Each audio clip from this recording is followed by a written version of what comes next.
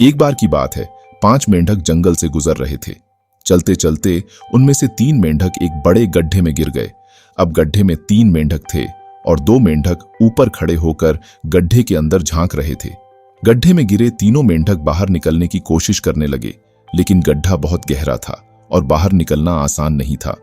ऊपर खड़े मेंढकों ने गड्ढे के अंदर झांक कर कहा, तुम लोग इस गड्ढे से कभी बाहर नहीं निकल सकते।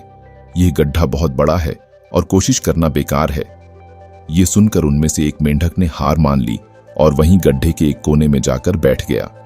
अब 2 मेंढक अपनी पूरी ताकत से गड्ढे से बाहर निकलने की कोशिश कर रहे थे।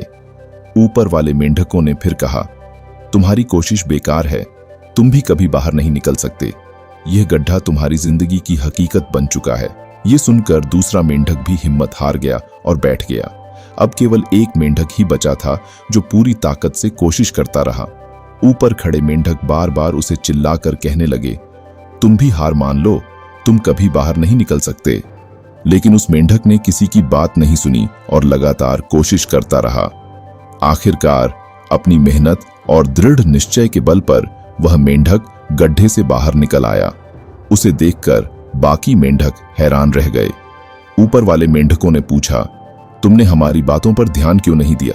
तब उन्हें पता चला कि वह मेंढक बहरा था। उसे किसी की बातें सुनाई ही नहीं देती थीं।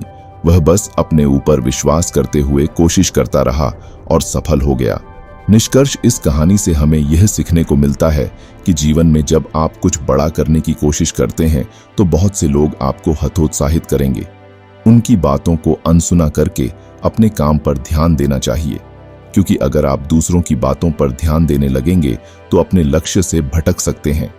दूसरों की नकारात्मक बातों का असर न लें और अपने सपनों के लिए मेहनत करते रहें।